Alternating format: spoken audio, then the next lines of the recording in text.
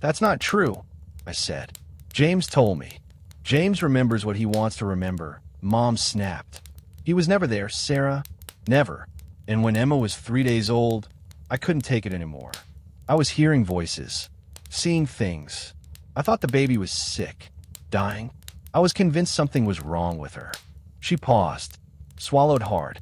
I took her to the church, asked Margaret to watch her, and then I checked myself into a psychiatric hospital. I was there for 72 hours. When I got out, I went back to the church, and Margaret said someone had already picked Emma up. The words hung in the air. Heavy. Impossible. What do you mean someone picked her up? A woman came to the church the day after I dropped Emma off. She told Margaret she was my sister, that I'd sent her to get the baby. Margaret believed her, gave Emma to this woman, and I never saw my daughter again. I couldn't process it, couldn't make sense of it. You're telling me someone kidnapped Emma?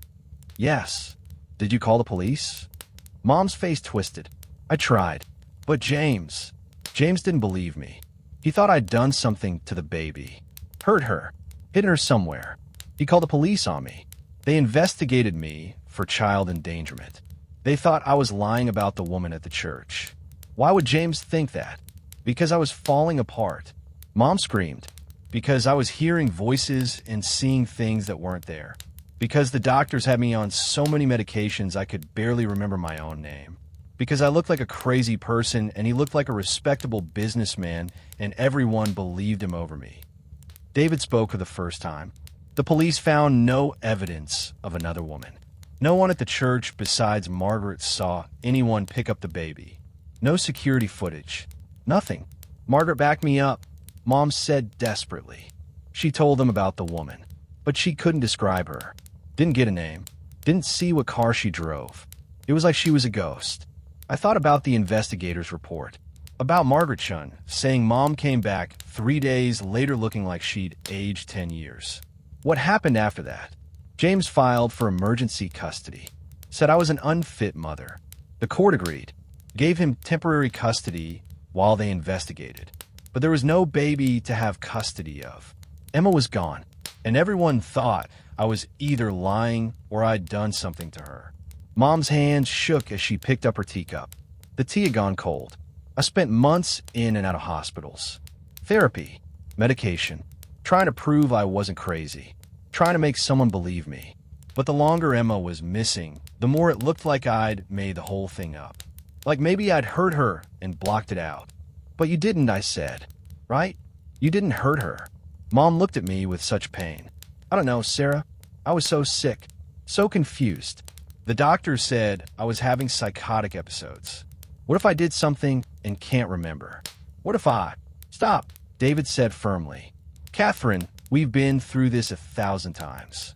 You didn't hurt Emma. You loved her. The woman at the church was real.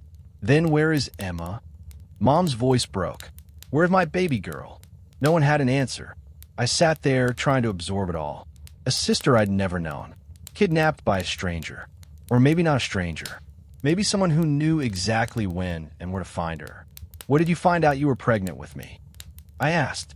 July, Mom said 3 months after Emma disappeared. The doctors said it was impossible. Said my body was too stressed. But there you were. And the accident? The one in March 1983. Mom closed her eyes. That was real.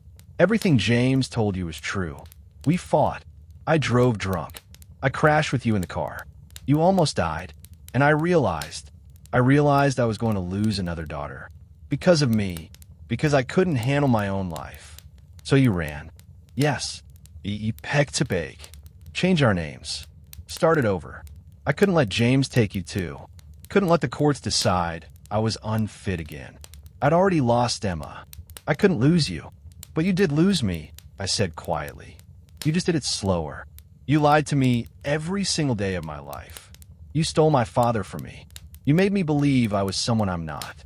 Mom reached across the table. I pulled my hand away. I was trying to protect you. No, you were trying to protect yourself. From the guilt. From the questions. From having to face what happened to Emma. David cleared his throat. Sarah, your mother has lived with this pain for 44 years. She's never stopped looking for Emma. Never stopped hoping. And you? I turned on him. What's your excuse? You knew all of this and you helped her hide. You raised me knowing my real father was out there looking for me. David's face was stone. I loved your mother. I loved you. That's all that mattered to me. Love built on lies isn't love, I said. It's just another cage. I stood up, grabbed my phone, stopped the recording. I'm going to find Emma, I said. I'm going to find out what really happened. And if I discover you're lying about any of this. I didn't finish the thread. Didn't need to. Mom was crying again. Sarah, please, don't do this. Let the past stay buried. The past isn't buried. It's been haunting you for 40 years. Maybe it's time someone dug it up. I walked out of the house, got in my car. My hand shook so badly I could barely get the key in the ignition. My phone rang. Rachel, where are you? She demanded. I want to check on you, and your car was gone. I confronted them. Mom and David. I asked about Emma. Sarah, are you insane? I told you to wait. She says Emma was kidnapped. From a church daycare. By a woman pretending to be family. Silence on the other end. Do you believe her? Rachel finally asked. I thought about Mom's face. The pain. The guilt. The fear. I don't know, I said honestly. But tomorrow we're going to talk to Margaret Shun. And we're going to find out. I hung up. Sat in my car outside my childhood home. Watched the lights go off one by one until the house was dark. Somewhere out, there was a woman named Emma. My sister. 44 years old. Maybe dead. Maybe alive. Maybe with no idea she'd been stolen. And I was going to find her. Even if the truth destroyed what was left of my family. Even if it destroyed me too. I didn't sleep. Again. Was starting to wonder if I'd ever sleep normally again. At 6 a.m., Rachel showed up at my apartment with coffee and determination in her eyes. We're doing this, she said. Today. Right now. Before you change your mind, or Mom, find a way to stop us. Margaret Chin's address was on the east side of Portland. A modest bungalow with a well-kept garden. Wind chimes hung from the porch. A cross above the door. We sat in the car for 10 minutes. Neither of us moved. What if she doesn't remember? Rachel asked. It's been 44 years. Then we find another way. I knocked on the door. Heard shuffling inside. Slow footsteps. An elderly woman answered. Small. White hair pulled into a neat bun. Kind eyes behind thick glasses. Can I help you? Mrs. Chun? Margaret Chun? Yes. My name is Sarah Murphy. I was born Sarah Whitmore. I think you knew my mother. Catherine Whitmore. The color drained from her face. Her hand gripped the doorframe. Dear Lord, she whispered. I wondered if this day would ever come. She let us in. Made tea. Her hands trembled as she poured. We sat in her living room, surrounded by photos of grandchildren and religious paintings. Everything neat. Everything peaceful. Everything about to be shattered. You're here about Emma, Margaret said. Not a question. A statement. Yes. She set down her teacup, looked at me with such sadness. You look like her, you know. Your mother. The same eyes. The same determined jaw. Tell me what happened, I said. Please. I need to know the truth. Margaret took a deep breath. April 3rd, 1981. Your mother came to my church daycare. She had a newborn baby. Beautiful little girl. Blonde hair. She wasn't well. Anyone could see that. She was shaking, crying, barely coherent. What did she say? She said she needed help, that she was sick, that she had to go to the hospital, but had no one to watch the baby. She begged me to keep him safe, just for a few hours, until she could get help. Rachel leaned forward. And you agree? I shouldn't have, Margaret said quietly. It was against every policy. But I could see she was desperate, genuinely desperate. So I said yes. I took the baby, told Catherine to come back when she was ready. And the next day, someone came for Emma. Margaret's eyes filled with tears. Yes, a woman. She was about 30, professional looking. She said she was Catherine's sister, that Catherine had called her from the hospital, asked her to pick up the baby. Did you ask for ID? I did. She showed me a driver's license. The last name matched Catherine's maiden name, Anderson, and she knew details. She knew Emma's birthday, knew Catherine was in the hospital, knew about the church. What did she look like? Tall, brown hair, expensive clothes. She seemed capable, like someone who had her life together. Not like Catherine. I pulled out my phone, showed Margaret photos I'd found online. Is this her? Margaret squinted at the screen, shook her head. No, I've never seen that woman before. What about this one? Another shake. No, I'm sorry. It's been so long. I'm not sure I'd recognize her now anyway. Rachel grabbed my hand. Margaret, did Catherine ever come back? 3 days later. She looked destroyed. Well, I told her someone had picked up Emma. She started screaming. Said she had no sister. That no one was supposed to take the baby. I tried to call the police, but Catherine stopped me. She was terrified. Said if I called the police, they'd blame her. They'd think she'd hurt the baby. Did you believe her? Margaret was quiet for a long moment. I didn't know what to believe. Your mother was so unstable. The doctors had her on heavy medication. And the woman who took Emma seemed so normal. So trustworthy.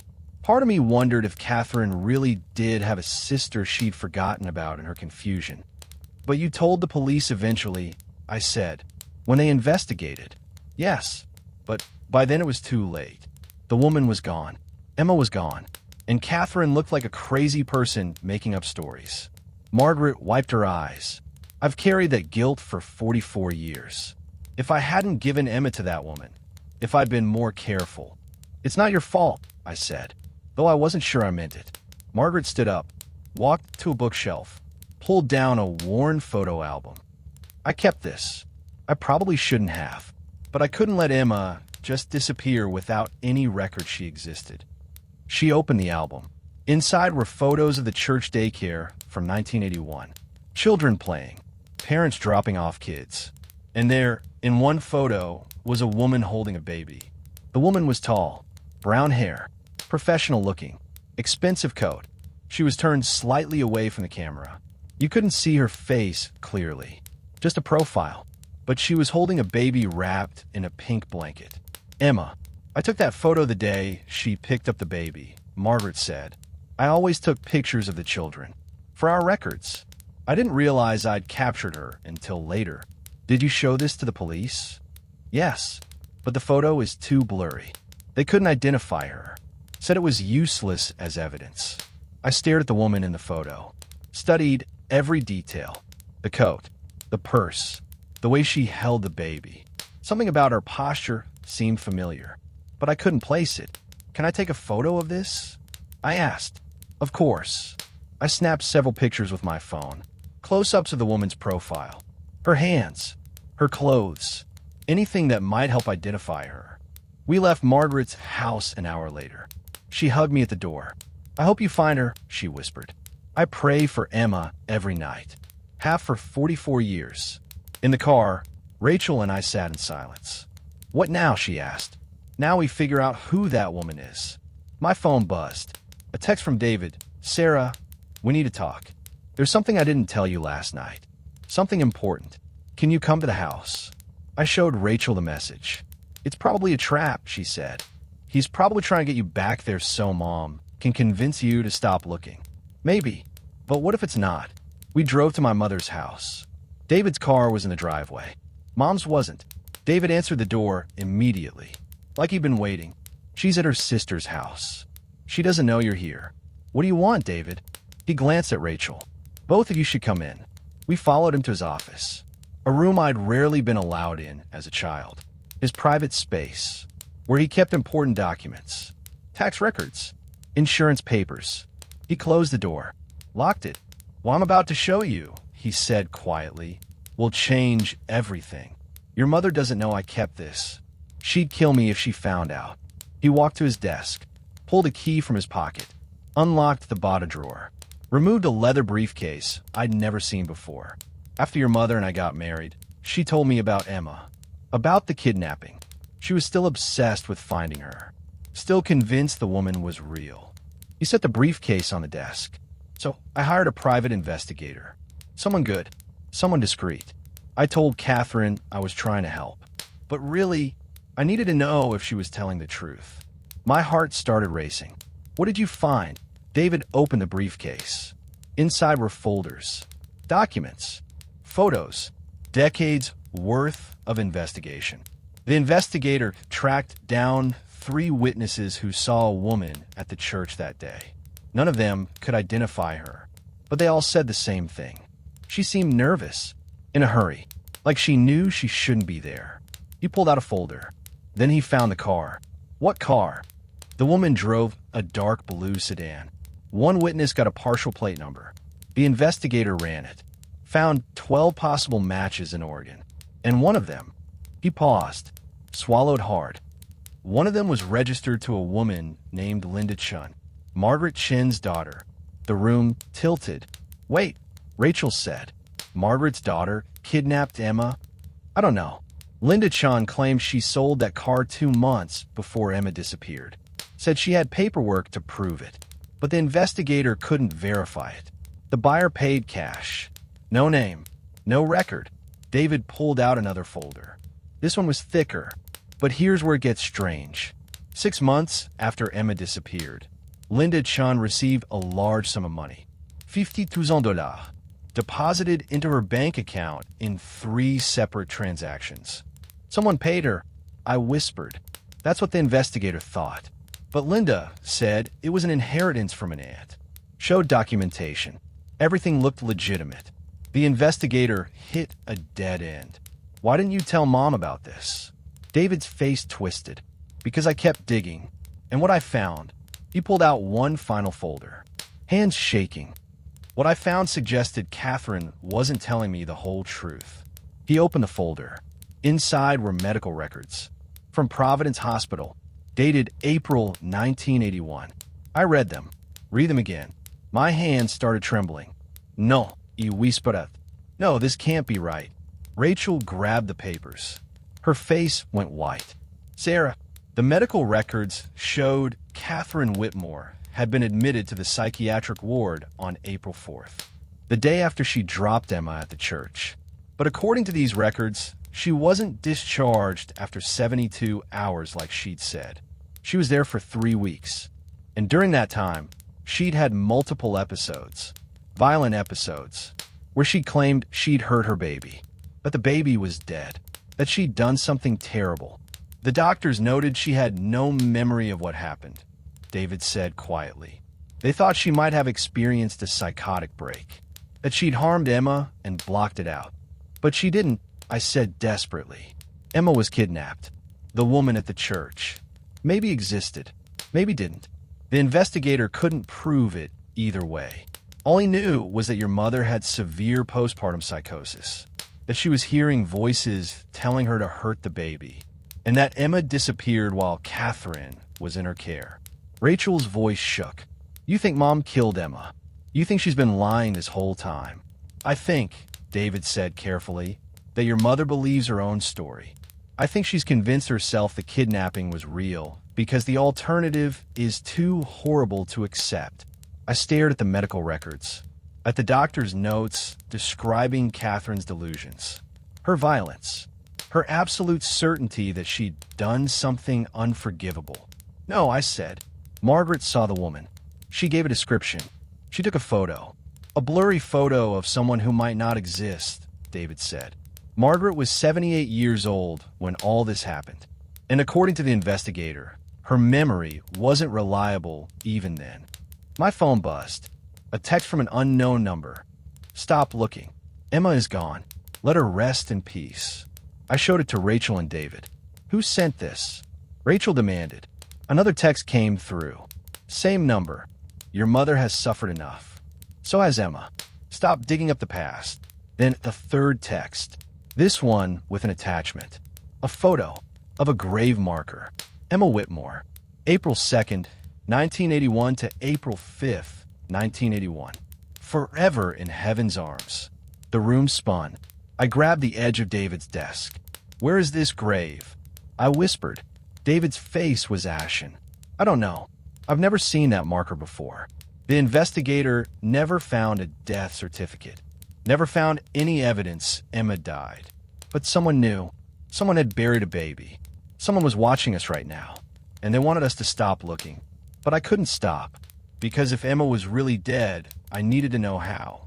I needed to know if my mother was a grieving victim or something much darker. Even if the truth destroyed me. Even if it destroyed everything. I traced the photo. Reverse image search. Nothing. The grave marker was real, but it wasn't in any public database. Whoever sent it had physically taken that picture. We need to find that cemetery, I said. Rachel was pale, shaking. Sarah, maybe we should stop? Maybe whoever sent this is right. Maybe some things should stay buried.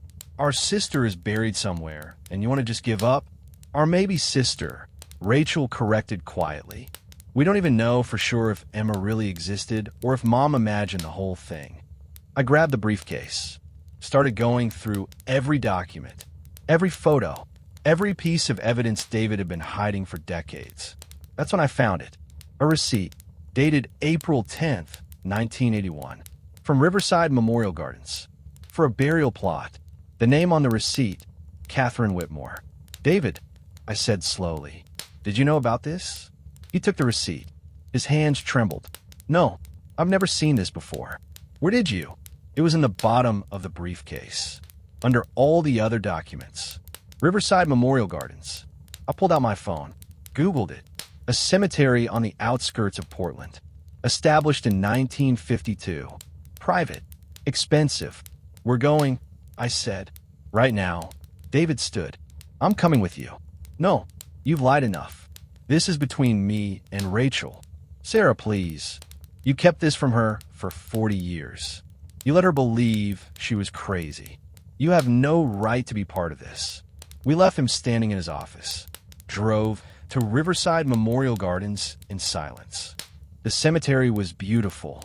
Rolling hills, ancient oak trees, perfectly maintained paths. The kind of place wealthy families buried their loved ones. We found the office, a small building near the entrance. Inside, a young woman sat at a desk. Can I help you? I'm looking for information about a burial, I said. From 1981, Emma Whitmore. The woman typed into her computer. Frowned. I'm sorry. We don't have anyone by that name in our records. Are you sure? Try Catherine Whitmore. She purchased the plot. More typing. Then the woman's face changed. Oh, yes, I see it. But this plot was purchased under a different name for the burial. Let me check the records. She disappeared into a back room. Came back 5 minutes later with a dusty file folder. This is unusual, she said. The plot was purchased by Catherine Whitmore in April 1981, but the burial record shows a different name. Baby Girl Anderson. No first name given. Buried April 7th, 1981. Anderson. My mother's maiden name. Can you show us where the grave is? The woman hesitated. I'm not supposed to without family authorization. I am family, I said. Catherine Whitmore is my mother. That baby was my sister. She studied my face. Saw something there that made her decide. Okay, follow me. We walked through the cemetery. Past hundreds of graves. Past families visiting their dead. Past children leaving flowers. The woman stopped at a small marker, partially hidden by overgrown grass, like no one had visited in decades. The marker read exactly what the photo had shown. Emma Whitmore. April 2nd, 1981 to April 5th, 1981. Forever in heaven's arms. But underneath, in smaller letters, Baby Girl Anderson. Rachel dropped to her knees, started crying. She was real. Emma was real. I couldn't move, couldn't think. My sister had existed, had lived for 3 days. And then, what happened to her? I asked the cemetery worker. How did she die? I don't have that information. You need to request the death certificate from the county. But she pulled out her phone, took a photo of the grave. I can tell you that this burial was done very quickly. Usually, there's a waiting period, permits that need to be filed. But according to our records, the baby was buried within 48 hours of death. Someone paid extra to expedite everything. Someone wanted Emma buried fast, before questions could be asked. We stayed at the grave for an hour. I took photos, documented everything. Rachel left flowers she'd bought at a gas station. My phone rang. Mom. I answered. Put on speaker. Where are you? Her voice was frantic. David said you took his briefcase. Sarah, you need to bring that back. You don't understand. I'm standing at Emma's grave, I said. I'm looking at her marker. She died April 5th, 1981, 3 days after you dropped her at the church. Want to explain that? Silence. Long and horrible. Mom, tell me the truth. What happened to Emma? I don't know, she whispered. I swear to God, Sarah, I don't know. You bought this burial plot. You paid for this funeral. But you don't know how she died. I was in the hospital. They told me Emma was dead, that she'd been found, that I needed to make arrangements. But I was so medicated, so confused. I don't remember the funeral. I don't remember signing papers. I just remember them telling me my baby was gone. Who told you? The hospital social worker. A woman named Patricia something. She handled everything. Said it was better that way. That I was too unstable to deal with the details. Rachel stood up. Where's the death certificate? If Emma died, there has to be a death certificate. I never saw one, Mom said. They said it was being processed, that they'd mail it to me, but it never came. And when I tried to follow up, the social worker had left the hospital. No forwarding address. Nothing. I pulled up the county records database on my phone. Searched for death certificates. Emma Whitmore. Baby girl Anderson. April 1981. Nothing. There's no death certificate, I said slowly. The county has no record of Emma dying. That's impossible, Mom said. She's buried. I just told you. You can bury anyone, Rachel interrupted. You just need a plot and a funeral home willing to do it. But legally, there should be a death certificate filed with the county. My mind raced. A baby buried without a death certificate.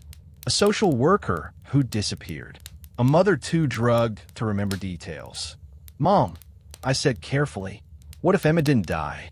What if someone made you think she died? No, I saw her. They brought her to me in the hospital. Let me say goodbye. She was gone, Sarah. I held her. She was cold. You were having psychotic episodes, I said. The medical records say you were seeing things. Hearing things. What if what you remember didn't actually happen? I know what I saw. Do you? My voice was hard. Cruel. But I needed answers. Because you also remember a woman kidnapping Emma from the church. But that might not have happened either. Mom was sobbing now. I'm not crazy. I'm not. Emma existed. Emma died. And I've spent 44 years living with that guilt. But what if it's not guilt? I pressed. What if it's something else? What if someone wanted you to think Emma died, so you'd stop looking for her? The line went dead. Mom had hung up. Rachel grabbed my arm. Sarah, what are you saying? I'm saying someone went to a lot of trouble to make Emma disappear. Kidnapped from a church. Buried without a death certificate. A social worker who vanishes. Someone paid Margaret's daughter $50,000. Someone knew exactly when and where to find Emma. This wasn't random. Then who? Who would do this? I thought about James. About his wealth. His connections. His investigators who never found Emma. No, he wouldn't. He loved her. But someone with access to his money might. Someone who saw a sick wife and a new baby as liabilities. As threats to an inheritance. We need to talk to James, I said. We need to know who had access to his accounts in 1981. Who could have paid Linda Chun? Who could have arranged this? We drove straight to Seattle. Called James on the way. He sounded surprised. Worried. Sarah, is everything okay? We found Emma's grave. But there's no death certificate. And Mom says a hospital social worker arranged everything. A woman who disappeared right after. Silence on his end. James? Did you hear me? Yes. His voice sounded strange. Distant. Yes, I heard you. James, I need to know who had access to your money in 1981. Who could have paid someone to make Emma disappear? Sarah, you need to stop. Right now. What? Stop investigating. Stop digging. Please. For your own safety. My blood ran cold. What are you talking about? There are things you don't know. Things I didn't tell you. Things that will put you in danger if you keep pushing. Tell me. No, I can't. I won't. Just trust me. Let Emma rest. Let the past stay buried. James. I'm sorry, Sarah. I'm so sorry for everything. But this is where it ends. He hung up.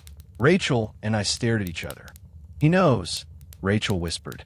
He knows what happened to Emma, and he's protecting someone. My phone buzzed. Another text from the unknown number. Final warning. Stop now, or you'll end up like Emma. Then another text. Another photo. This one showed me. From today. Standing at Emma's grave. Someone had been watching us. Someone who knew exactly where we were. Someone who was willing to threaten us, to keep their secret. But I wasn't stopping. Not now. Not when I was so close to the truth. Even if it meant discovering that my real father was the one who'd made my sister disappear. Even if it meant learning that everything had been a lie from the very beginning. Because somewhere out there was the truth about Emma. And I was going to find it, no matter who I had to destroy to get there. I didn't tell Rachel what I was about to do. She would have stopped me, told me it was too dangerous, too reckless. But someone was watching us. Someone had threatened us. And if James wouldn't tell me the truth, I'd find someone who would. At 9 p.m. that night, I walked into the Portland Police Department, asked to speak to someone about a cold case from 1981. They sent me to a detective. Young guy, maybe 35. He looked annoyed until I mentioned the name Emma Whitmore. His expression changed. Wait here. He disappeared for 20 minutes. Came back with an older detective. Gray hair, tired eyes, the kind of cop who'd seen everything. I'm Detective Frank Morrison, he said. You're asking about the Whitmore baby? You know about her? Everyone who worked here in the 80s knows about her. Most famous cold case we never solved. He gestured to a conference room. Come with me. Inside, he pulled out a box. Dusty, labeled Whitmore, Emma. Case 81 to 4721. Status, inactive.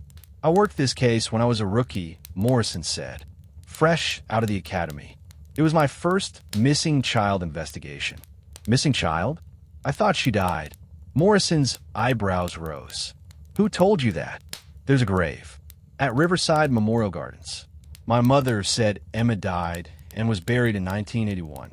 Your mother. Morrison studied me. You're Catherine Whitmore's daughter. The second baby. Yes. Sarah Murphy. I just found out about Emma 2 weeks ago. Morrison sat down heavily. Then you don't know the whole story. Tell me. He opened the box. Pulled out files. Photos. Evidence bags. April 3rd, 1981. Catherine Whitmore brings an infant to a church daycare. 3 days old. Tells the daycare worker she's going to the hospital. Asks the woman to watch the baby. Margaret Shun. I talked to her. Then you know that the next day, someone picked up the baby. A woman claiming to be Catherine's sister. Margaret gave her the baby. No questions asked. But my mother doesn't have a sister. Exactly. We investigated. Found no relatives matching the description. No one who could have taken a baby. But Margaret insisted the woman was real. Even had a photo. He pulled out a picture. The same blurry image I'd seen at Margaret's house. The woman with the baby. Face turned away. We ran this through every database we had. Showed it to hundreds of people. No one could identify her. Some days I think she was a ghost. What about the car? The blue sedan. Morrison looked surprised. What do you know about that? Someone told me. Said it was registered to Linda Chun, Margaret's daughter. That's right. But Linda claimed she'd sold the car months before. Said it was stolen from a buyer and never recovered. We couldn't prove otherwise. He pulled out another file.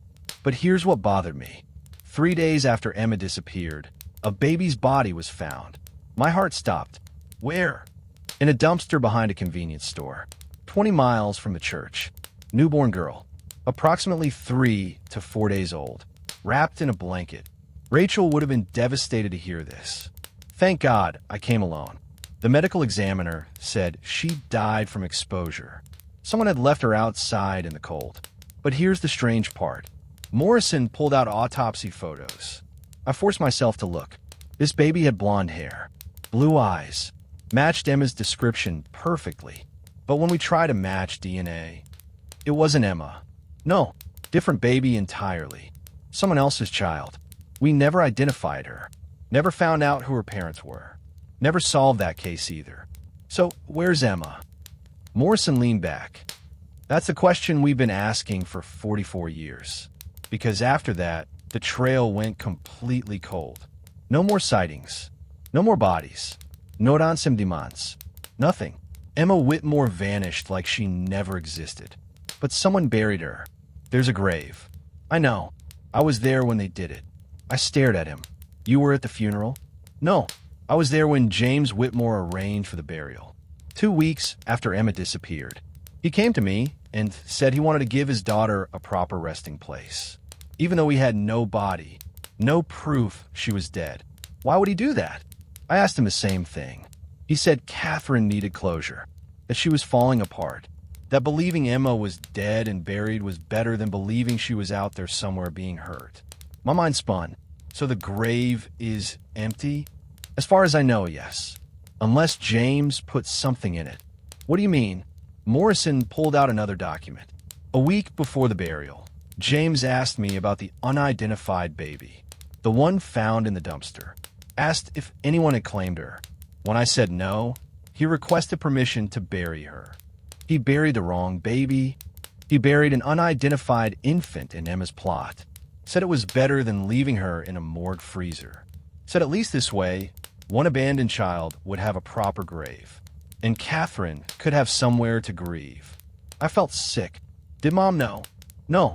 James made me promise not to tell her. Said she was too fragile, that the truth would destroy her. Morrison's face was grim. I've regretted keeping that secret for 4 decades. But James was convincing, and Catherine was clearly unstable. We thought we were doing the right thing. So Emma might still be alive. She might be.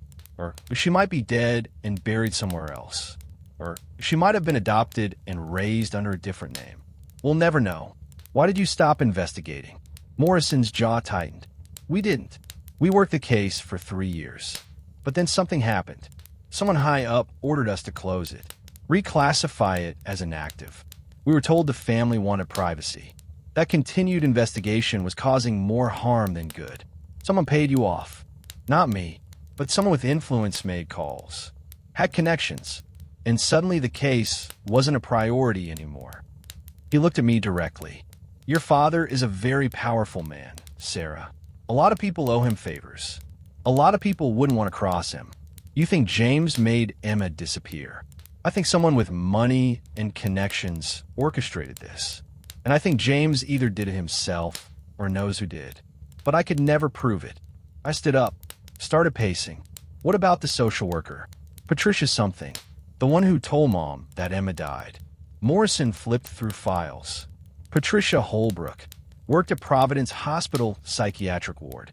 Left 3 months after Emma disappeared. We tried to track her down for questioning, but she'd moved out of state. Changed her name. Went dark. That's suspicious. Very. But again, we hit a wall. Someone didn't want us finding her. Do you still have contact information? Even old addresses? Morrison hesitated. I'm not supposed to give out information from closed cases. Please. She's my sister. I deserve to know what happened to her. He studied me for a long moment, then pulled out a piece of paper, wrote something down, slid it across the table. This is the last known address we had for Patricia Holbrook. From 1985. Sacramento, California. But I doubt she's still there. I grabbed the paper. Thank you. Sarah. Morrison's voice stopped me at the door. Be careful. Whoever did this, they've kept this secret for 44 years. They've threatened you already. They're not going to let you expose them without a fight. I know. And one more thing. He pulled out a final photo, placed it on the table. This was taken 3 months ago. Surveillance footage from Riverside Memorial Gardens. Someone visiting Emma's grave. I looked at the photo. A woman. Elderly. White hair. Expensive clothes. Standing at the grave. Leaving flowers. Who is she? I don't know. But she's been visiting that grave every month for the past year. Security says she comes on the same day. Stays for exactly 10 minutes. Never speaks to anyone. Just leaves flowers and walks away. Did you try to identify her? The cemetery won't share visitor information.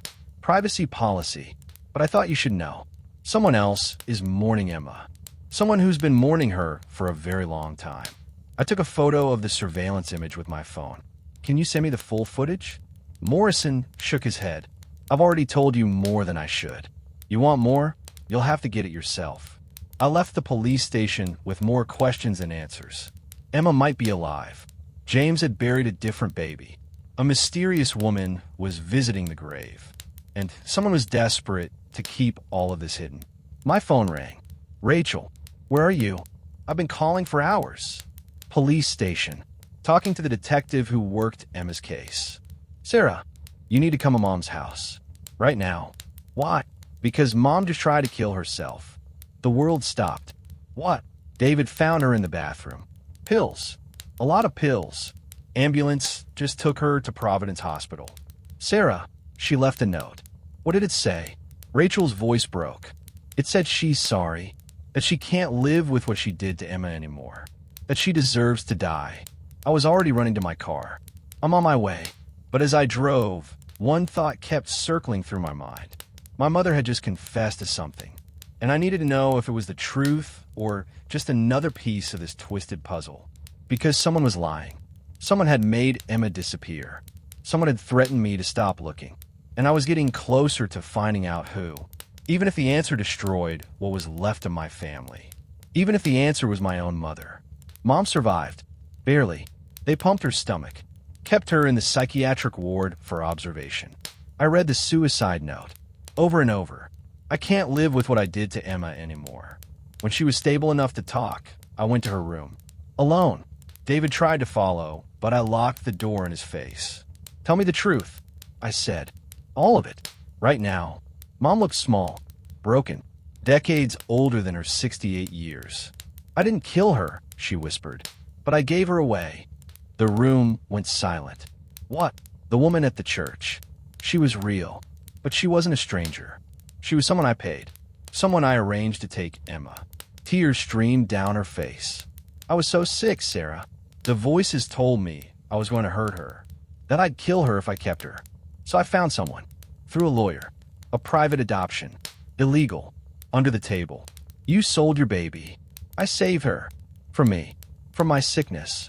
I thought she'd have a better life. A normal life. With parents who weren't broken. And the grave? The funeral? James found out. Confronted me. I broke down. Told him everything. He was furious. Said I'd committed a crime. That he could take you away too. So I ran. Changed our names. Started over. Who adopted Emma? Where's she? Mom shook her head. I don't know. The lawyer made sure I could never find out. That's what I paid for. A clean break. Forever. Who was the lawyer? Richard Chun. Everything clicked into place. James's lawyer. The man who'd been holding my trust fund. The man who'd been waiting for me to call. He'd known all along. I left the hospital. Drove straight to Seattle. Walked into Richard Chin's office without an appointment. I know what you did, I said. I know you arranged Emma's adoption. Richard's face remained calm. Professional. I can neither confirm nor deny. Where is she? Even if what you're suggesting were true, that information would be privileged. Sealed. Legally protected. Tell me, or I go to the police. The statute of limitations expired decades ago. There's nothing illegal about what may or may not have happened. I stared at him. At this man who'd helped destroy my family. Who'd kept secrets for 44 years. I'm done, I said quietly. I'm done with lies. Done with secrets. Done with all of you. I walked out. Called Rachel. I'm taking the trust fund. All of it. And I'm leaving. Moving somewhere none of them can find me. Sarah, I'm choosing myself, Rachel.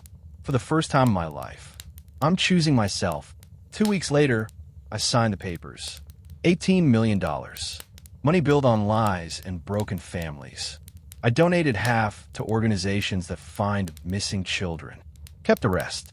Moved to Colorado. Started over. Just like my mother had. Just like Emma probably had. Some circles never break. They just keep repeating. 5 years later, I'm sitting in a coffee shop in Denver when someone sits down across from me. A woman. About 49. Blonde hair going gray. Blue eyes. My eyes. Sarah, she says. I'm Emma. My coffee cup freezes halfway to my lips. How did you? Richard Chun. He called me 3 months ago. Said you'd been looking. That you deserved to know I was alive. She smiles sadly. I've known about you for 20 years.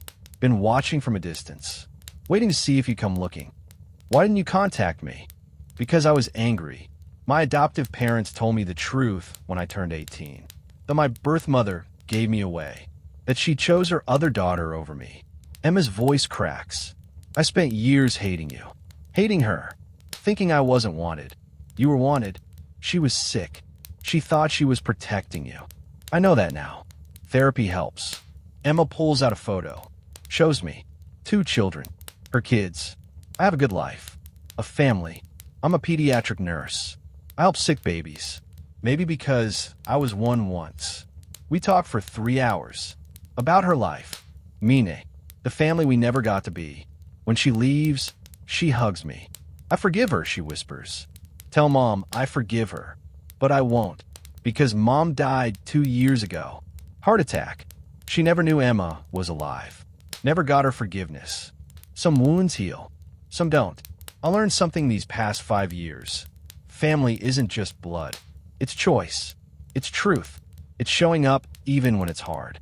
And sometimes, the bravest thing you can do is walk away from people who love you but can't stop hurting you. I still think about that wooden box. Those photographs. The birthday gift that exposed everything. Some gifts destroy you. But sometimes destruction is just another word for freedom. And I'm finally free. The birthday gift that exposed my family. I turned 43 on a Tuesday. Nothing special. No big plans. Just another year older in a life that felt increasingly ordinary. My sister Rachel showed up at my apartment around 7 that evening. She was holding a small wooden box, the kind you'd find at an antique store, with brass hinges and a delicate clasp. Her hands were shaking. "Happy birthday, Sarah," she said. But her voice cracked on my name. I invited her in, made coffee. We sat at my kitchen table like we'd done 1,000 times before. But something was different. Rachel kept staring at the box between us, not touching her cup, not looking at me. "Where'd you get this?" I asked, reaching for it. She pulled it back. "Wait, before you open it, I need to tell you something." My stomach dropped. You know that feeling when someone's about to change your entire world and you can sense it coming? Like standing on train tracks and hearing the whistle in the distance? "Rachel, what's going on?" She pushed the box toward me. "Mom didn't want you to have this. Ever. She made me promise years ago that I'd never tell you it existed." I stared at my sister. We'd always been close. Told each other everything. Or so I thought. Then why are you giving it to me now? Rachel's eyes filled with tears. "Because I'm tired of lying. And because you deserve to know who you really are." The coffee had gone cold. I could hear the clock ticking on the wall. Outside, someone's car alarm went off and then stopped. Normal sounds. Normal night. Except nothing about this moment felt normal. I opened the box. Inside were photographs. Old ones. The edges were yellowed and curled. The first picture showed a young woman, maybe 25, standing next to a man I'd never seen before. She was smiling, genuinely happy, radiant. It took me a full 10 seconds to realize the woman was my mother. But the man beside her, holding her hand, his arm around her waist, that wasn't my father. That wasn't the man who raised me.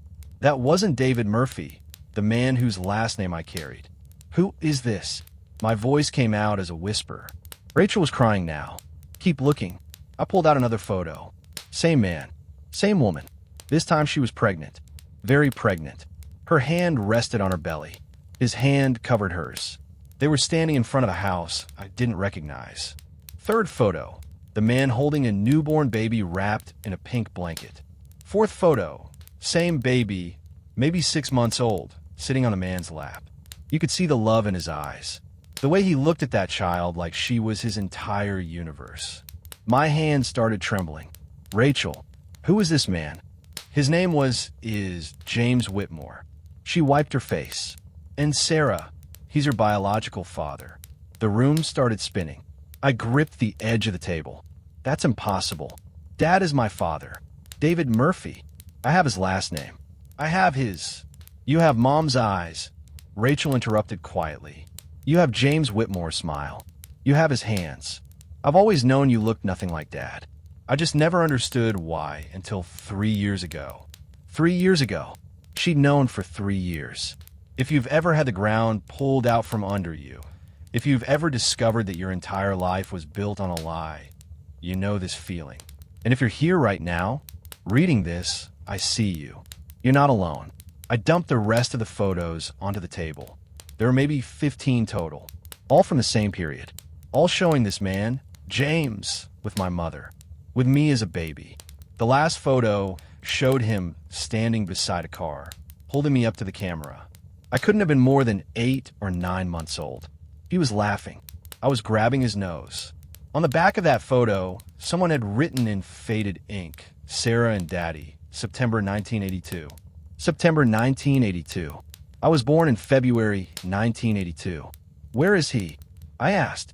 Where is James Whitmore? Rachel looked at me with something I couldn't quite read. Pity? Fear? Guilt? That's the thing, Sarah. He's been looking for you. For 30 years, he's been trying to find you. What are you talking about? I've been right here. Same town. Same. No. Rachel shook her head. When you were 10 months old, Mom took you and disappeared. She changed your name. Changed your name. Moved across the country. She made sure James could never find you. I felt like I was going to be sick. Why would she do that? Rachel reached across the table and grabbed my hand. Because James Whitmore isn't just some guy, Sarah. He's incredibly wealthy. And when Mom left him, she left behind something else too. What? Your inheritance. A trust fund he set up the day you were born. It's been sitting there for 43 years. Waiting for you. The clock kept ticking. Someone walked past my apartment door in the hallway. Normal sounds. Normal world. But my life had just shattered into 1,000 pieces. How much money are we talking about? Rachel's voice dropped to barely a whisper. The lawyer I spoke with said it's worth about $18 million now. Maybe more. $18 million. I had a father I'd never known. A fortune I'd never claimed. An entire life that had been stolen from me. And my mother, the woman who raised me, who I called every Sunday, who I trusted completely, had been lying to me every single day of my existence. Does Mom know you're here? I asked. Does she know you gave me this? Rachel stood up. She walked to my kitchen window and stared out into the darkness. When she finally spoke, her voice was flat. Dead. I told her yesterday that I was going to tell you the truth. She said if I did, she'd never speak to either of us again. Rachel turned to face me. She said she'd rather lose both her daughters than let you find out about James. Why? Why would she? I don't know, Sarah. I've asked myself that question for 3 years, and I still don't have an answer. I looked down at the photos spread across my table. A stranger's face. My father's face. A man who'd been searching for me while I grew up believing someone else was my dad. David Murphy. The man I called Dad my entire life. Did he know? Was he part of this lie? Rachel, I said slowly. Does Dad know? Does David know I'm not his biological daughter? My sister's face went pale, and that's when I knew whatever she was about to tell me was going to be even worse than everything I'd already heard. Sarah, she started, but I held up my hand. Don't. Not tonight. I can't. I can't hear anything else tonight. Rachel nodded. She grabbed her coat, headed for the door, then stopped with her hand on the doorknob. There's a phone number, she said quietly, in the bottom of the box. It's James Whitmore's lawyer. He's been waiting for you to call. For decades. She left. I sat alone in my kitchen until 3 in the morning, staring at photographs of a man I'd never met. A man who'd held me, loved me, lost me. And somewhere in the bottom of that wooden box was a phone number that could change everything. I didn't know it then, but making that call would destroy what was left of my family. It would expose secrets that had been buried for over 40 years. It would force me to choose between the truth and the people I loved. But that night, sitting in my dark kitchen with cold coffee and old photographs, I made a decision.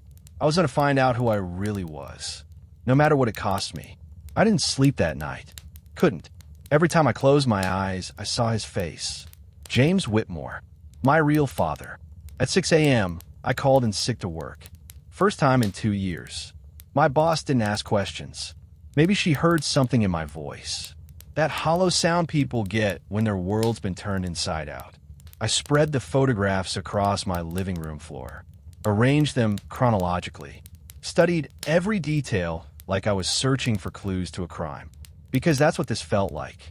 A crime against me, against my entire existence. In one photo, my mother looked so young, so happy. I'd never seen her smile like that. Not once in my 43 years. The woman I knew was reserved, controlled, always worried about what the neighbors thought, always reminding me to be practical, to not dream too big. But this woman in the pictures? She was radiant, free. What happened to her? I picked up the wooden box again, ran my fingers along the bottom. That's when I felt it. A slight gap, a false bottom. My heart started racing. I grabbed a butter knife from the kitchen, carefully pried up the thin piece of wood. Underneath was a small envelope, yellow with age. My hand shook as I opened it. Inside was a letter, handwritten. The ink had faded, but was still readable. It was dated March 15th, 1983, about a year after I was born. The letter started, "To whoever finds this." I sat on the floor and read, "To whoever finds this, my name is James Whitmore. I'm writing this because I don't know what else to do. My daughter Sarah was taken from me 8 months ago. Her mother, Catherine, disappeared in the middle of the night. No note, no explanation, just gone.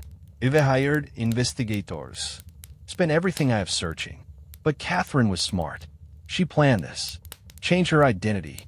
Covered her tracks. I don't know why she left. We had arguments, yes. About money. About my work. About her family. But I never thought she'd take my daughter. I never thought she'd do this. Sarah, if you're reading this, I want you to know I never stopped looking. I never stopped loving you. Every birthday, I put money in your trust fund. Every Christmas, I wrote you letters you'll never read. Every single day, I wondered if you were okay, if you were happy, if you remembered me. Your mother told me once that I was too ambitious, too focused on building something that would last. She said I care more about money than people. Maybe she was right. Maybe I did work too much. Maybe I did miss too many moments. But I would give every dollar, every business, every single thing I've built just to hold you one more time. If you find this letter, please call my attorney. His name is Richard Chun. His number is below. He has instructions. He has everything you need to know. I'm sorry I couldn't protect you. I'm sorry I couldn't find you. But I never gave up hope. Your father, James Whitmore. I read it 3 times. By the 3rd time, I was sobbing, ugly crying, the kind that makes your chest hurt and your throat close up. This man had been searching for me while I was growing up in a small apartment with a mother who barely showed affection and a father who... David Murphy, the man I called Dad. I grabbed my phone, called Rachel. She answered on the first ring. "Did you read the letter?" she asked. "You knew about this? You knew there was a letter?" "I found the box 2 months ago," Rachel said quietly. "In Mom's closet. I was helping her clean out the garage, and I saw it hidden behind some old photo albums. I took it, hid it, spent weeks trying to decide if I should tell you." "Rachel, I need to know about Dad. About David. Did he know?" Silence. Long and terrible. "Rachel, answer me." "Yes," she whispered. "He knew. He's always known." The floor felt like it was tilting. "How? When did he?" "Mom met David about 6 months after she left James. You were barely a year old. She told him everything. He agreed to help her hide, to raise you as his own, to keep the secret. I couldn't breathe. The man who taught me to ride a bike, who came to my school plays, who walked me down the aisle at my wedding, who held me when my husband died 3 years ago. All of it was built on a lie." "Sarah, there's more," Rachel said. Her voice sounded strange. Scared. "More? What else could there possibly be?" "I talked to Richard Chun, James Whitmore's lawyer. 2 days ago." "You did what?" "I needed to know if the letter was real, if any of this was real. So I called him." "Sarah, James is still alive. He's 76 years old, and he still lives in the same house where those photos were taken." My pulse pounded in my ears. "Where?" "Seattle. He never moved. He stayed in that house hoping you'd come back someday." "Seattle. I lived in Portland my entire adult life. 3 hours away. 3 hours from a man who'd been waiting for me for 40 years. "Did you tell him about me?" I asked. "Does he know you found me?" No, I wanted to talk to you first. But Sarah, Richard said James has been sick. Heart problems. He's not. They don't know how much time he has left. Something inside me cracked, wide open. A father I'd never known was dying. And I'd lost 43 years I could never get back. I need to see him, I said. I know. But Sarah, if you do this, Mom will never forgive us. She made that very clear. I don't care. But I did care. Of course I did. Despite everything, she was still my mother. The woman who raised me. Who fed me. Who kept a roof over my head. But she was also the woman who stole me. Who hit me. Who let me believe a lie for my entire life. There's something else in the letter, Rachel said. Something I need to tell you before you call Richard Shun. What? At the bottom. Did you see the postscript? I grabbed the letter again. Flipped it over. There, in different ink, like it had been added later, was one more line. P.S. Ask Catherine about the accident. Ask her why she really left. The accident. What accident? Rachel, what is he talking about? I don't know. I was going to ask Mom, but I am scared, Sarah. I'm scared of what we're going to find out. I stared at the photographs on my floor. At my mother's young, smiling face. At James holding me like I was the most precious thing in the world. Something terrible had happened. Something that made my mother run. Something she'd been hiding for over 4 decades. And I was about to uncover it. I'm calling the lawyer, I said. Right now. Sarah, wait. Maybe we should. No more waiting. I've already lost 43 years. I'm not losing one more day. I hung up. Found a phone number at the bottom of James's letter. Richard Shun, attorney at law. Seattle, Washington. My finger hovered over the call button. Once I made this call, there was no going back. My relationship with my mother would be destroyed. My understanding of my entire childhood would shatter. Everything I thought I knew about my family would become a question mark. But I had to know the truth. I pressed call. It rang twice. Then a professional voice answered. Chun and Associates. How may I help you? My name is Sarah Murphy, I said. My voice shook. I'm calling about James Whitmore. There was a pause. A sharp intake of breath. Ms. Murphy, we've been waiting for your call. For a very long time. I need to meet him. As soon as possible. Of course. Mr. Whitmore will be... I can't even begin to tell you what this will mean to him. Can you come to Seattle? Yes. When? How about tomorrow? 2 p.m. Tomorrow. 24 hours from now. I would meet my real father for the first time in 43 years. I'll be there, I said. Ms. Murphy? One more thing. Don't tell Catherine you're coming. Please. We've had complications in the past when she's been alerted to contact attempts. Complications. What did that mean? I won't tell her. I promised. I hung up. Sat in the middle of my living room floor, surrounded by pieces of my fractured past. Then I called work and told them I needed the rest of the week off. Family emergency. They didn't ask questions. I booked a hotel in Seattle. Started packing. My phone buzzed. A text from my mother. Dinner Sunday? I'm making your favorite pot roast. Just a normal text. Like she hadn't stolen my entire life.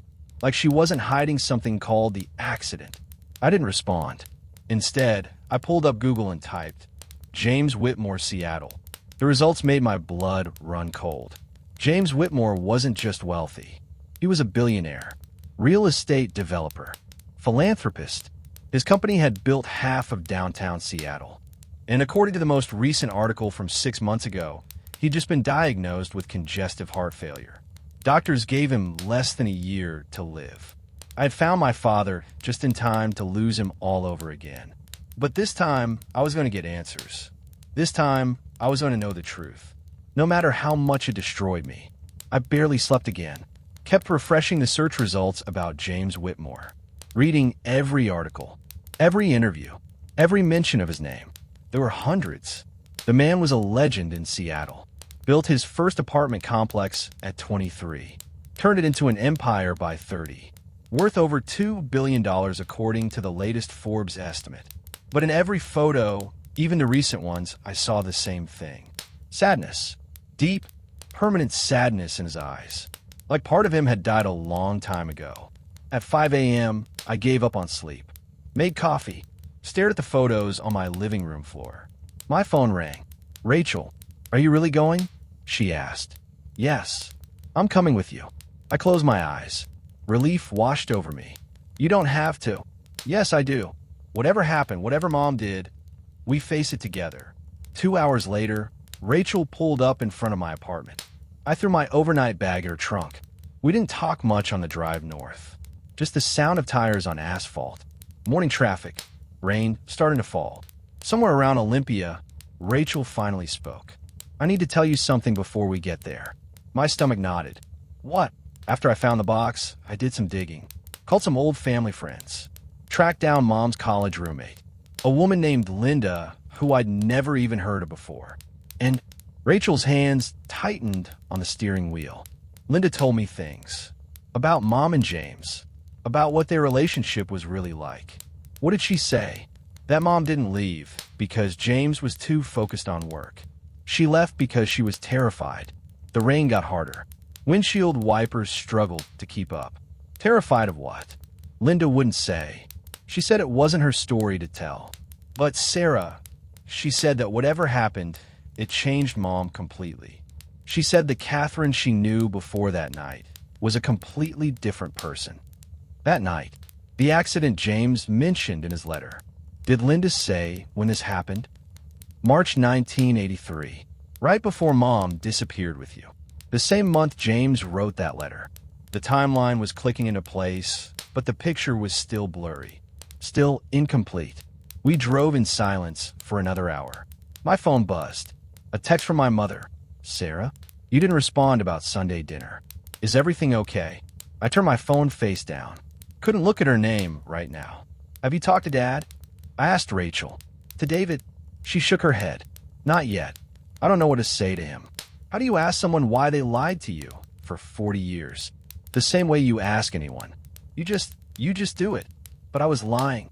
I had no idea how to confront David either. The man who'd raised me, who'd bandaged my scraped knees and taught me to change a tire and scared away my first boyfriend when he got too handsy at 16. Was any of it real? Or was it all just him playing a role? We reached Seattle just before noon. Rachel drove straight to my hotel. I checked in. We ordered room service neither of us touched. At 1:30 p.m., we got back in the car. Richard Chin's office was in a glass tower downtown. 42nd floor. View of the entire city and the water beyond. The receptionist smiled when we walked in. Ms. Murphy? Mr. Chun is expecting you. And Mr. Whitmore is already here. My heart stopped. He's here? Now? Yes, ma'am. He arrived an hour ago. He's been waiting. Rachel grabbed my hand. Squeezed hard. We followed the receptionist down a long hallway. She stopped at a conference room door. Knocked twice. Opened it. And there he was. James Whitmore stood by the window. Tall, even at 76. Silver hair. Expensive suit that hung a little loose on his frame. When he turned around, I saw my face in his. My eyes. My nose. The shape of my jaw. We stared at each other for what felt like hours, but was probably only seconds. Then he smiled, and I saw myself again. The same crooked smile I made when I was trying not to cry. Sarah, he said. His voice cracked. My God, you're here. You're really here. I couldn't move. Couldn't speak. Just stood there while 43 years of questions crashed over me. He took a step forward. Stopped. May I? Can I hug you? I nodded. He crossed the room, wrapped his arms around me, and I felt something I'd never felt before. A connection, deep and primal and absolutely certain. This was my father. He smelled like cedar and expensive cologne. His hands shook against my back. When he pulled away, tears streamed down his face. I never stopped looking, he whispered. Never stopped hoping. I knew someday you'd find your way back. Richard Chun cleared his throat. Mr. Whitmore, perhaps we should all sit down. We sat around the conference table. James couldn't stop staring at me, like I might disappear if he looked away. This is my sister, Rachel, I said. My voice sounded strange, distant. James nodded at her. Thank you. Thank you for bringing her to me. Rachel's eyes filled with tears. I'm sorry it took so long. I'm sorry we didn't know. It's not your fault, James said. None of this is your fault. Richard Chin opened a leather folder. Ms. Murphy, I'm sure you have many questions. Mr. Whitmore has asked me to answer everything as honestly as possible. No more secrets. No more lies. I want to know about the accident, I said. James mentioned it in his letter. What happened? The room went silent. James closed his eyes. When he opened them again, the sadness I'd seen in his photos was overwhelming. Drowning. That's why Catherine left, he said quietly. That's why she took you and ran. What happened? He stood up, walked back to the window, stared out at the city he'd built. We were having problems. Your mother and I, money stress. I was working 80 hours a week trying to get my business off the ground. She felt neglected, alone. We fought constantly. He turned to face me. One night in March, we had a terrible argument. About finances. About my priorities. She said I loved money more than I loved her. More than I loved you. I said things I shouldn't have said. Cruel things. His voice broke. She grabbed her keys. Said she was leaving. Taking you to her mother's house for a few days. I told her not to drive. She'd been drinking. We both had been. But she wouldn't listen. She was so angry. So hurt. I felt Rachel's hand find mine under the table. She put you in the car. You were only 10 months old. It was raining. Dark. She was driving too fast. No, please don't say it. She ran a red light. Another car hit the passenger side, where you were sitting. The room spun. I gripped the edge of the table. You were in the hospital for 3 weeks. Broken ribs. Collapsed lunge. The doctor said it was a miracle you survived. James's face crumpled, and Catherine blamed me. She said if I hadn't pushed her, if I'd just let her calm down, she never would have gotten in that car. She said I almost killed you. But it was an accident, I whispered. She was driving. She couldn't forgive herself, James said. And she couldn't forgive me. The night you were released from the hospital, she packed a bag. Took you. Disappeared. Richard Chin spoke up. Mr. Whitmore filed a missing persons report. But legally, there was nothing anyone could do. Catherine was your mother. She had every right to take you. And frankly, given the circumstances of the accident, the police didn't push very hard to find her. They thought I was abusive, James said bitterly. They thought I'd caused the accident somehow. That Catherine was fleeing for her safety. But that wasn't true, I said. No, but I couldn't prove it. And by the time investigators started looking seriously, Catherine had already created a new identity. Change your name, your social security number, everything. I thought about my childhood, about the way my mother never let me play sports, never let me take risks, the way she hovered, overprotected. She wasn't just being cautious. She was living with guilt. The accident, I said slowly. Is that why I have this? I pulled down my collar, showed them the scar on my right shoulder. The one my mother always said was from a fall when I was a baby. James's face went white. You were impaled by a piece of metal. During the crash, they had to do emergency surgery. Another lie. Another piece of my life built on fiction. I'm sorry, James said. I'm so sorry, Sarah. If I had just let her leave that night. If I hadn't pushed. If I'd been a better husband, a better father. Stop, I said. This wasn't your fault. But even as I said it, I wasn't sure I believed it. Maybe it was everyone's fault. Maybe blame didn't matter anymore. There's more, Richard Chun said carefully. About your trust fund. About your inheritance. I'd almost forgotten about the money. $18 million sitting in an account with my name on it. When you turn 45, the trust matures, Richard explained. At that point, you gain full access to all funds. But there's a clause. A stipulation James added years ago. What kind of stipulation? James walked back to the table, sat down across from me. Before you can access the money, you have to meet with me. In person, at least once. Why? Because I needed to know you were okay, that you were happy, that you'd lived a good life despite everything. His eyes searched mine, and I wanted the chance to explain, to tell you my side of the story before Catherine's version was all you ever knew. My phone buzzed. I ignored it. It buzzed again. Again. I pulled it out. 7 missed calls from my mother. 3 from David. A dozen texts. The most recent from my mother. Rachel told me, "Don't do this, Sarah. Please. You don't understand what you're doing." I looked at Rachel. You told them. Her face crumpled. I had to. Mom kept calling. asking where I was. I couldn't lie anymore, Sarah. I just couldn't. My phone rang. Mom calling again. I answered. Sarah, listen to me. I'm sitting in a room with my father, I said. My voice was ice. My real father. And he just told me about the accident. The one you lied about for 43 years. Silence on the other end. You almost killed me, I continued. And then you spent the rest of your life making sure I never knew the truth. You don't understand, she whispered. Sarah, please. Come home. Let me explain. Explain what? That you stole me? That you let me believe David was my father? That you kept me from a man who loved me? He didn't love you, she hissed. And there it was. The real Catherine. The one hidden under years of careful control. He loved his money, his business, his empire. You were just another possession to him. I looked at James, at the tears on his face, at the way his hands trembled on the table. You're wrong, I said, and I'm done listening to your lies. I hung up. The phone immediately rang again. I turned it off. I'm sorry, Rachel said. Sarah, I'm so sorry. I didn't mean to. It's okay. And I meant it. This was always going to happen. Better now than later.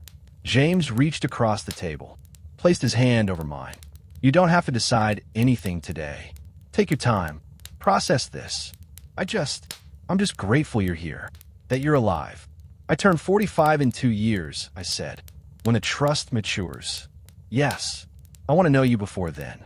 Really know you. Not just meet you once for some legal requirement. His face broke into a smile, real and genuine and full of hope. I would like that very much. Richard Chun stood. I'll give you both some privacy. There's much more to discuss, but perhaps that can wait for another day. He left. Rachel followed, squeezing my shoulder on the way out. And then it was just me and James Whitmore, father and daughter, strangers who shared the same blood. Tell me about your life, he said. Tell me everything. So I did. And he listened, really listened, the way a father should. But in the back of my mind, I kept thinking about my mother's voice on the phone. The desperation, the fear. She was hiding something else, something worse than the accident. And I was going to find out what it was. 3 days after meeting James, I was back in Portland sitting at my kitchen table. The wooden box was open in front of me. I'd looked through these photos 100 times now, but something was bothering me, something I couldn't quite place. Rachel sat across from me. We'd barely spoken to Mom since the phone call. She'd left 17 voicemails, each one more frantic than the last. Look at this, I said, holding up one of the photos. This was taken in front of James's house, right? Yeah. So, look at the trees. Look at how small they are. Saplings. Rachel leaned forward. Okay, what about them? I pulled up my phone, showed her the photos I'd taken when we left James's office 3 days ago. I'd driven past his house, the same house from the pictures. Look at the trees now. They're massive. 40 years of growth. Sarah, what's your point? I spread all the photos out, started examining the backgrounds, the cars, the clothing, the details I'd ignored before because I was too focused on faces. That's when I saw it. In one photo, there was a newspaper on a table, partially visible. I grabbed a magnifying glass, squinted at the date. April 1981. Rachel, look at this date. She leaned in. April 1981. So, I was born in February 1982. This photo was supposedly taken when Mom was pregnant with me. Right. And count the months. April 1981 to February 1982. That's 10 months. But look at Mom in this picture. Rachel studied the photo. Mom was barely showing. Maybe 3 or 4 months pregnant at most. That doesn't make sense, Rachel said slowly. I grabbed another photo. This one showed me as a newborn. James holding me. There was a calendar on the wall behind him. I could just make out the month. November. Rachel, I whispered. What if these dates are wrong? What if the timeline we've been told is completely off? My sister's face went pale. What are you saying? I pulled out my birth certificate. The one I'd gotten from the county records office years ago when I needed it for my passport. Birth date, February 14th, 1982. Mother, Catherine Murphy. Father, David Murphy. This birth certificate is fake, I said. Or at least partially fake. Look at the issue date. Rachel looked. It was issued in 1985, 3 years after you were supposedly born. Exactly. This isn't my original birth certificate. This is a replacement. Mom must have gotten it when she changed our identities. I grabbed my phone, called James. He answered immediately. Sarah, is everything okay? James, I need you to tell me something. Was I actually born? What's my real birthday? Silence on the other end. James, November 8th, 1981, he said quietly. You were born 3 months premature. Your mother had complications. You spent 2 months in the NICU. My hand started shaking. November 1981, not February 1982. Yes, I did the math. I wasn't 43. I was 44. My mother had been lying about my age my entire life. Why would she change my birthday? I asked. To make you harder to find, James said. Birth records are public. She changed your name, your birthday, your social security number. She created a completely new identity for you. Rachel grabbed the photos, started looking at them with new eyes. Sarah, if you were born in November 1981, then this photo of mom pregnant, she wasn't pregnant with you. She was pregnant with someone else. The room tilted. What? I whispered. Rachel held up the photo from April 1981. Look, she's clearly pregnant here. But you weren't born until November. That's only 7 months. Unless she was already pregnant before I finished.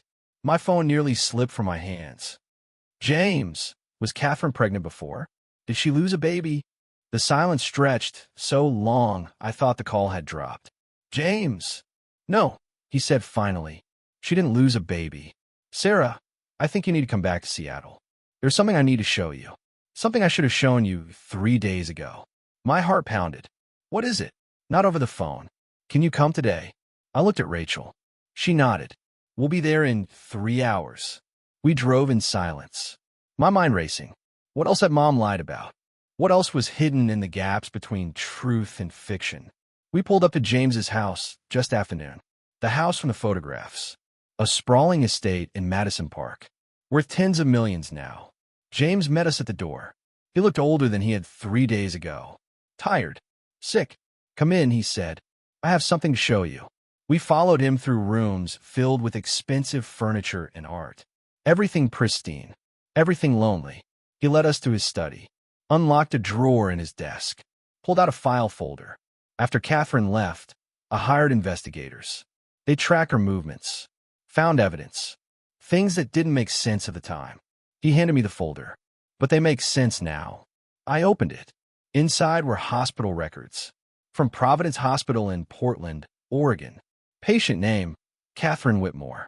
Date of admission, April 2nd, 1981. Reason for visit, childbirth. I read the words 3 times before they sank in. She gave birth in April. I whispered. To a baby that wasn't me. James nodded. The investigators found a record 5 years after she disappeared. But they couldn't find any information about the baby. No birth certificate. No adoption papers. Nothing. Rachel leaned over my shoulder. Read the document. Where's the baby? I don't know, James said. I've spent 40 years trying to find out.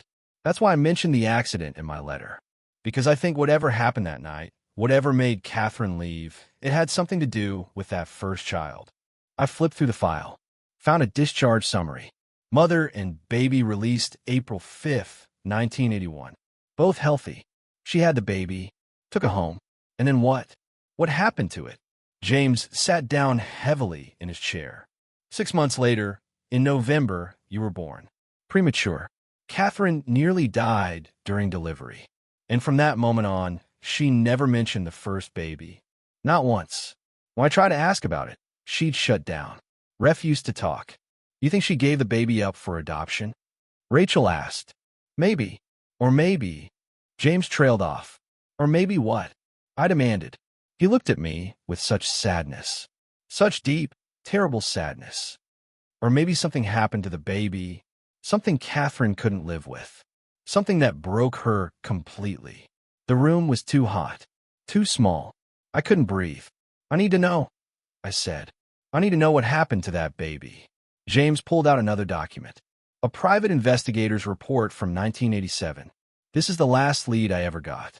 The investigator tracked Catherine to a small town in Oregon. Found someone who remembered her. A woman named Margaret Chun who ran a church daycare. What did Margaret say? She said Catherine came to the church in April 1981 with a newborn baby girl.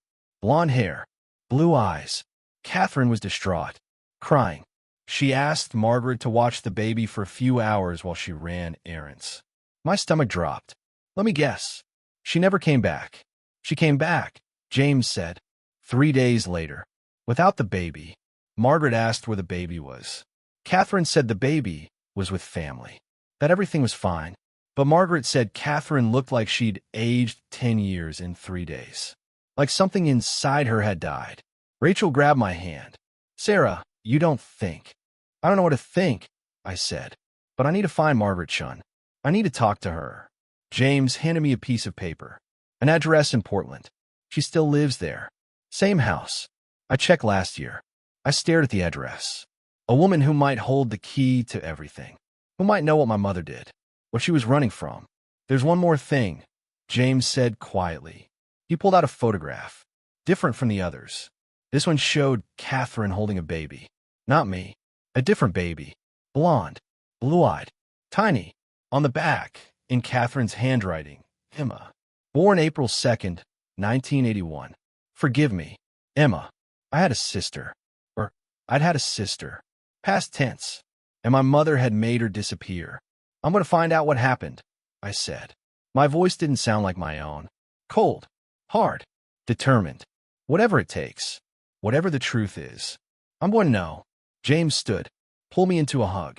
Be careful, Sarah. Your mother has kept this secret for over 40 years. People don't keep secrets that long unless the truth is dangerous. But I was already out the door. Already heading to my car. Rachel running behind me. We had an address. We had a name. Margaret Chun. And in a few hours, I was going to find out what my mother had done. What she'd been hiding behind all those lies. We didn't go to Margaret Chun's house that day. We couldn't. By the time we left James's place, it was almost 6 p.m. Rachel convinced me to wait until morning. To plan what we'd say. To prepare for whatever we might hear. But I couldn't wait to confront my mother. I dropped Rachel off at her apartment around 8. She begged me not to do anything rash. Not to go to Mom's house alone. Not tonight. I promised I wouldn't. Elite. By 9 p.m., I was parked outside my mother's house. The house where I grew up. A small ranch-style home in a quiet neighborhood. Lights were on in the living room. I could see her shadow moving behind the curtains. I sat in my car for 2 hours. Watched the house. Watched her life continue like nothing had changed. Like she hadn't stolen my identity. Like there wasn't a baby named Emma who'd disappeared. At 11:47 p.m., another car pulled into the driveway. David, my fake father, the man who'd played dad for 43 years. He got out. Looked tired. Old. He'd been working late again. Same as always. Reliable David Murphy. Steady. Dependable. Complicit. I waited until he was inside. Gave them 15 minutes to settle. To relax. To think they were safe. Then I got out of my car and walked to the front door. I didn't knock. Used my key. The one I'd had since I was 16. They were in the kitchen. Mom was making tea. David was reading the newspaper at the table. A normal evening. Normal life. Built on a foundation of lies. They both looked up when I walked in. Mom's face went white. The teacup in her hand started shaking. Sarah, she whispered. What are you doing here? We need to talk. All three of us. David stood up. Sarah, maybe this isn't the best time. Sit down, I said. My voice was ice. Both of you. Sit down and don't move. Something in my tone made them obey. They sat at the kitchen table. The same table where we'd eaten 1,000 family dinners. Where I'd done homework. Where David had taught me to play poker. All of it a performance. I pulled out my phone. Set it on the table. Hit record. What are you doing? Mom asked. I'm recording this. Because I don't trust either of you to tell me the truth unless I have proof. Sarah, you don't understand. Who is Emma? The name hit Mom like a physical blow. She actually flinched. Gripped the edge of the table. David's face went carefully blank. I don't know what you're talking about. Don't lie to me. I said. Not anymore. I know about her. I know Catherine gave birth in April 1981. I know she had a baby girl before she had me. I know the baby disappeared. Mom started crying, silent tears running down her face. How did you? James. James told you. James showed me the hospital records. He showed me the investigators' reports. He showed me a photo with Emma's name on the back. David reached for Mom's hand. She pulled away from him. Tell me what happened, I said. Tell me what you did to that baby. I didn't do anything, Mom whispered. I loved her. God, I love her so much. Then where is she? Mom's face crumpled. I don't know. That's not good enough. I don't know. She was sobbing now. Ugly, broken sobs. I don't know where she is, Sarah. I've spent 40 years trying to find her. Trying to make it right. I sat down. My legs wouldn't hold me anymore. Start from the beginning. Tell me everything. Mom wiped her face. Took a shaky breath. Emma was born 3 weeks early. Beautiful. Perfect. James was working. Always working. I was alone with her most of the time. Postpartum depression hit me hard. I couldn't sleep. Couldn't eat. I started having thoughts. Terrible thoughts about hurting her. Hurting myself. David tried to reach for her hand again. This time she let him. I knew I needed help, Mom continued. But I was ashamed. James didn't believe in therapy. Didn't believe in mental illness. He thought I just needed to try harder. Be stronger.